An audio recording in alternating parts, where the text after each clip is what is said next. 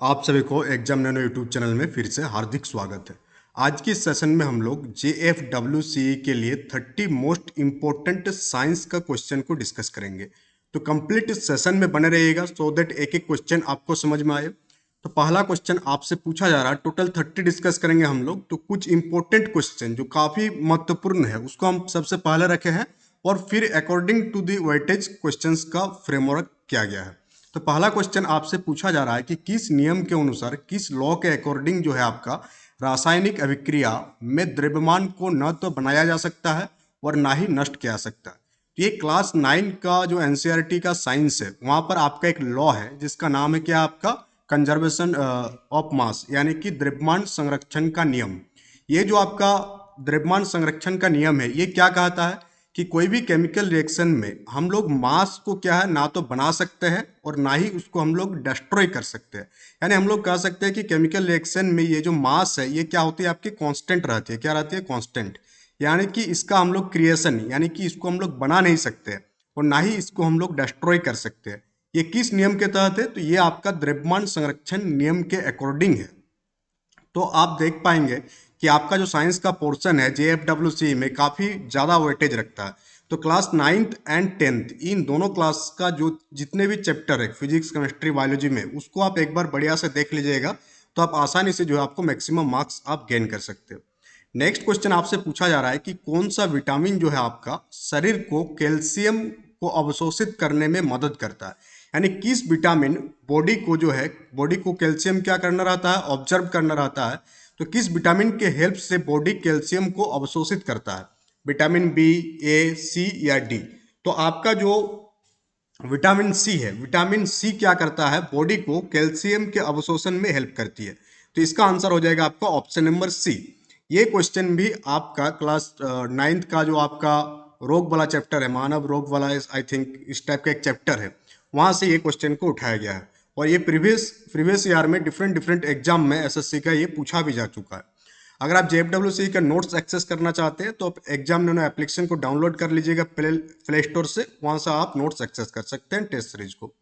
Next आपसे पूछा जा रहा है कि जो राइबोसोम है, राइबोसोम निम्नलिखित में से किसके लिए कार्य स्थल है? यानी राइबोसोम क्या काम करता है? पहले आपको पता होनी चाहिए कि राइबोसोम क्या है।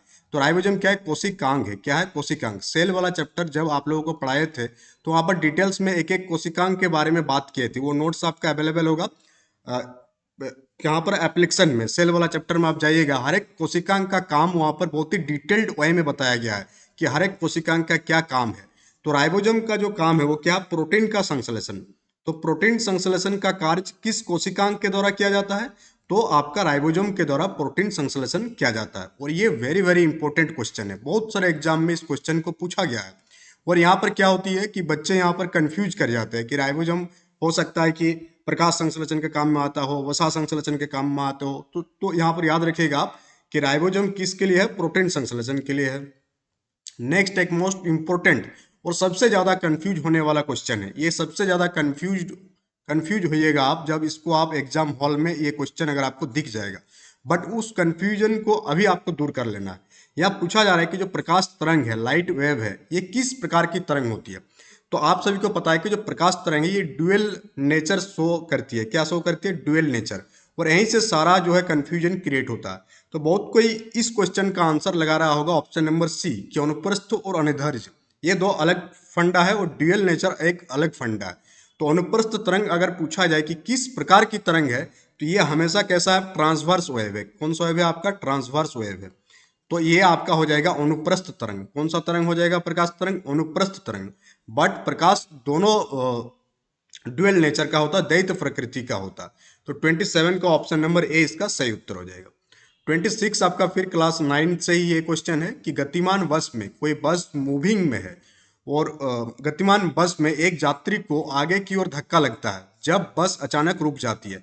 हम लोग सभी इस चीज को फील किए कि आप बस में बैठे हुए हैं और बस क्या मूव कर रहा है और अचानक अगर बस में ब्रेक लगा दिया जाता है, अगर आप जो भी सीट में बैठे हुए हैं तो थोड़ा आप आगे की तरफ चले जाते हैं। तो इसके पीछे का कारण क्या है? यानी न्यूटन के गति के किस नियम से इसकी व्याख्या किया जा सकता है? तो न्यूटन द्वारा गति के कितने नियम दिया गया? 3 नियम दिया गया। और न्यूटन के गति का जो पहला नियम है उसे हम लोग और किस नाम से जानते हैं? जड़त्व के नियम से जानते हैं। किस नाम से? जड़त्व के नाम से। और न्यूटन का पहला नियम क्या कहता है कि किसी भी वस्तु अगर वो गतिमान अवस्था में है तो वो क्या चाहेगा कि गति में ही रहे, और किसी भी वस्तु कोई भी वस्तु अगर वो स्थिर अवस्था में है तो वो टेंडेंसी क्या रखेगा कि वो स्थिर में ही रहे, दोनों ही चीज का विरोध करेगा, जिसके कारण यहाँ पर आप क्या आगे की ओर चले जाते हैं। और ये है आपका न्यूटन के पहले नियम के अकॉर्डिंग। दूसरे नियम से हम लोगों का न्यूटन का क्या प्राप्त होता है, बल की परिभाषा जो है आपका न्यूटन के दूसरे नियम से हम लोगों को प्राप्त होता है। न्यूटन का तीसरा नियम क्या है कि क्रिया इक्वल टू प्रतिक्रिया। क्या होगा, क्रिया किसके बराबर होगा, प्रतिक्रिया के बराबर होगा, बट विपरीत दिशा में होगा, साइन जो है उसका अलग होगा। तो क्रिया क्या होती है आपका, एक्शन रिएक्शन के बराबर होती है बट ऑपोजिट इन डायरेक्शन होती है। तो तीनों नियम आपको समझ में आ गया। न्यूटन का दूसरा नियम से बल की परिभाषा प्राप्त होती है, ये बहुत बार एग्जाम में पूछा गया है, इस चीज को याद रखिएगा। 25 आपसे पूछा जा रहा है कि आहार नली में अंगों द्वारा स्रावित कौन सा रस वसा के पाचन में महत्वपूर्ण भूमिका निभाता है। तो ये भी एक कंफ्यूजन वाला क्वेश्चन है, इसमें भी आपको कंफ्यूजन क्रिएट होगा आपका एग्जाम हॉल में। क्यों कंफ्यूजन क्रिएट होगा, आप सभी सोच रहे होंगे कि कौन सा रस वसा के पाचन में महत्वपूर्ण होगा, तो सबको ये सोचेंगे कि हाइड्रोक्लोरिक एसिड जो है ये क्या करता होगा, वसा के पाचन में हेल्प करता होगा, बट इसका आंसर होगा आपका पित्त रस। पित्त रस जो है वसा के पाचन में महत्वपूर्ण भूमिका निभाता है।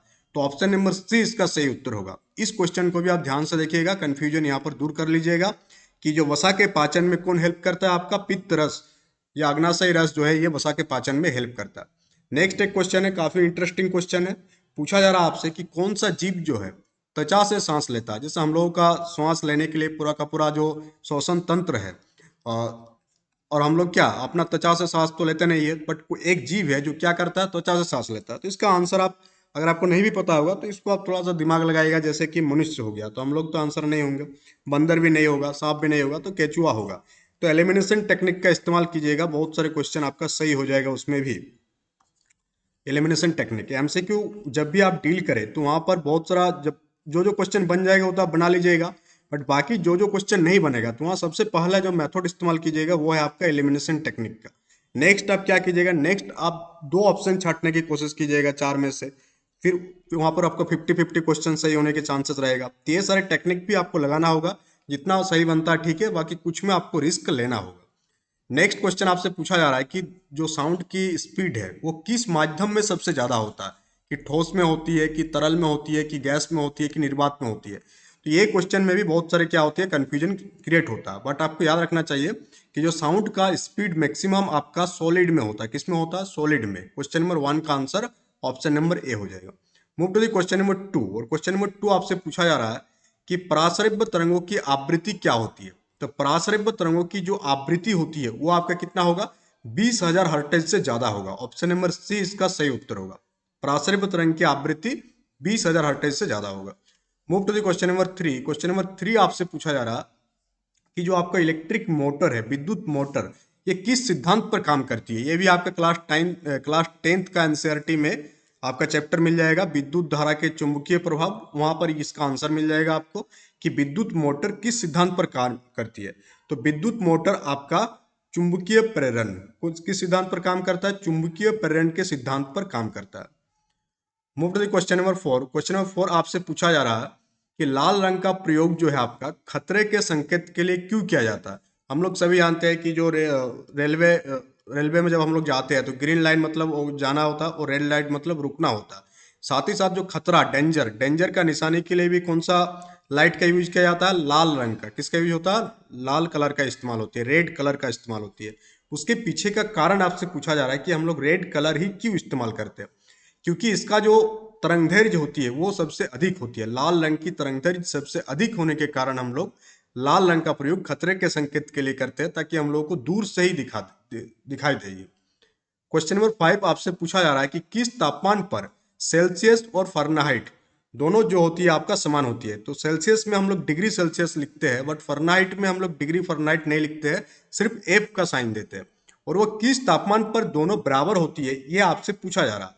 तो आपको याद रखना है कि 40 डिग्री पर, कितना पर, 40 डिग्री पर दोनों का जो तापमान है वो आपका इक्वल होता है, चाहे सेल्सियस हो चाहे आपका फahrenheit हो। नेक्स्ट आपसे पूछा जा रहा है, बहुत ही आसान सा क्वेश्चन है ये, कि पानी का जो केमिकल फॉर्मूला है वो क्या होती है। तो पानी का केमिकल फॉर्मूला क्या होती है, हाइड्रोजन का 2 अणु और ऑक्सीजन का एक मॉलिक्यूल होता है, इसमें H2O होता है आपका।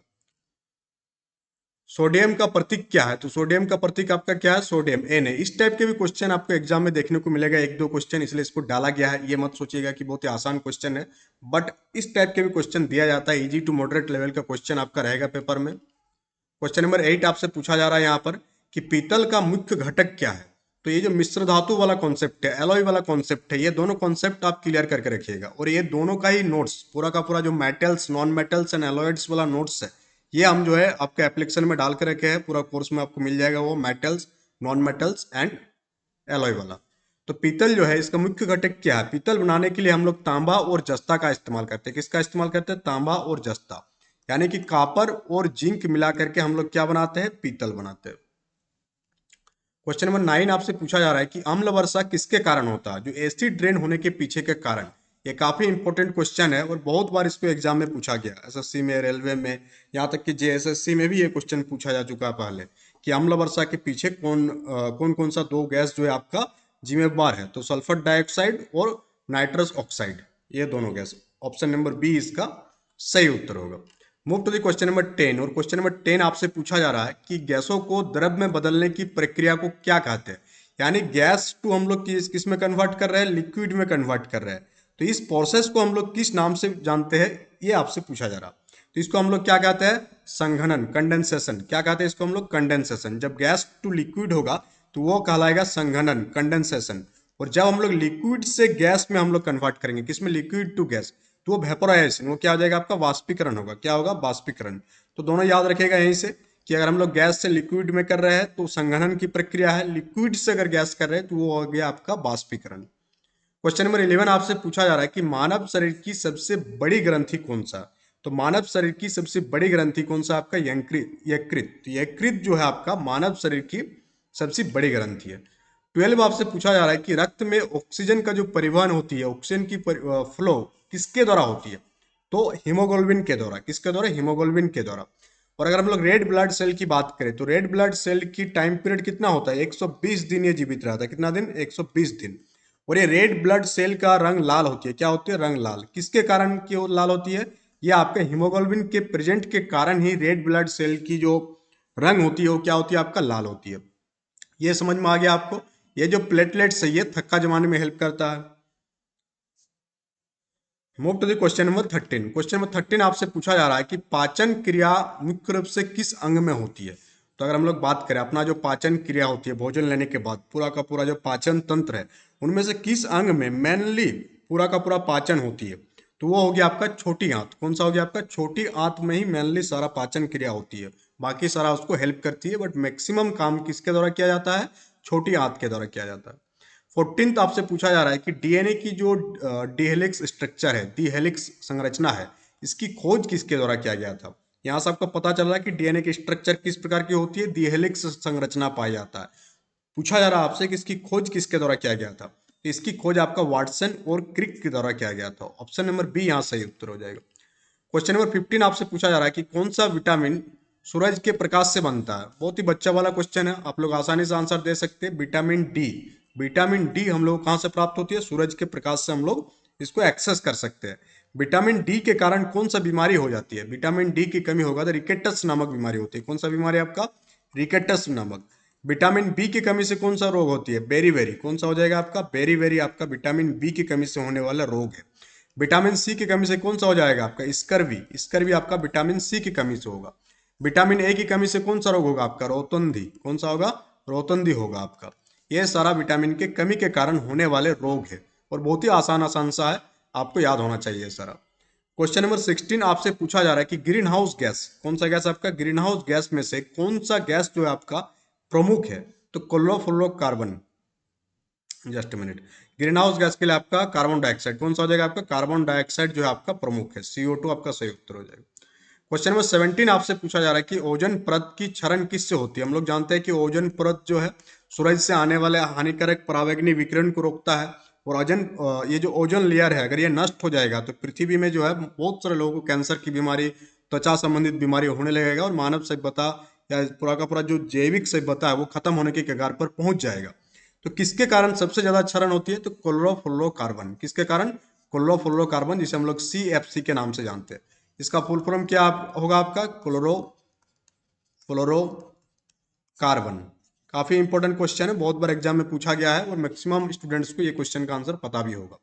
क्वेश्चन नंबर 18 आपसे पूछा जा रहा है कि पारिस्थितिकी तंत्र में सबसे बड़ा जैवमंडल घटक कौन सा है। तो अगर पूरा का पूरा हम लोग पारिस्थितिकी तंत्र इकोसिस्टम की बात करें तो जैवमंडल का सबसे बड़ा घटक कौन है आपका, उत्पादक, प्रोड्यूसर। अगर उत्पादक ही नहीं होगा तो पूरा का पूरा जो पारिस्थितिकी तंत्र है वो खत्म हो जाएगा, फिर बाकी का नंबर आता है। क्वेश्चन नंबर 19 आपसे पूछा जा रहा है कि अम्लीय मृदा को उपजाऊ बनाने के लिए क्या मिलाया जाता है। जो एसिड कोई मृदा है, सॉयल है, जो क्या है एसिडिक इन नेचर है, उसको हमको उपजाऊ बनाना है तो उसमें हम लोग क्या मिला देंगे, तो उसमें हम लोग चूना मिला देंगे। क्वेश्चन नंबर 20 आपसे पूछा जा रहा है कि वृक्षारोपण का मुख्य उद्देश्य क्या है, आखिर हम लोग वृक्षारोपण क्यों करते हैं।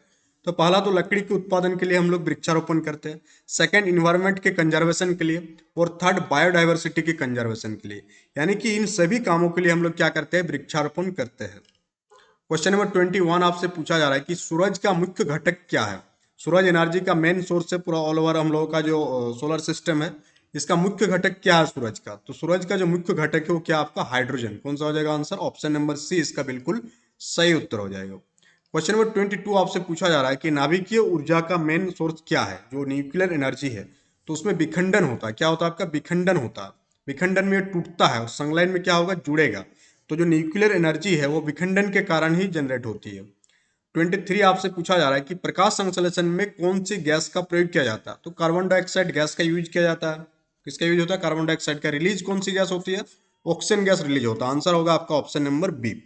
तो इस प्रकार से टोटल 30 क्वेश्चन आज हम लोग डिस्कस किए हैं। अगर आप जेएफडब्ल्यूसी एग्जाम का तैयारी कर रहे हो, नोट्स और टेस्ट सीरीज आपको चाहिए तो आप बैच को एक्सेस कर सकते हैं, कहाँ से, एग्जामिनर एप्लीकेशन को डाउनलोड करके।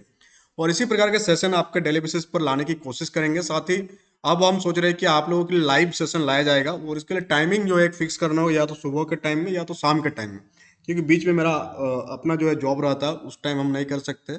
या तो आपका 6 बजे के बाद में या 9 बजे से पहले, तो वहां पर हम लोग लाइव क्लासेस कर सकते हैं। तो लाइव के लिए कौन सा टाइम सही रहेगा, ये टाइम आप लोग कमेंट बॉक्स में कमेंट करके बता दीजिएगा। फिर हर एक सब्जेक्ट का, जेएफडब्ल्यूसी के लिए झारखंड जीके का, साइंस का, इन दोनों का जो है आपका जनरल स्टडीज, ये तीनों का क्लासेस आपका लाइव बेसिस पर, रेगुलर बेसिस पर लिया जाएगा। तो ये फीडबैक आप लोगों की तरफ से चाहिए। और बाकी मिलते हैं कल के सेशन में। Thank you for attending the session.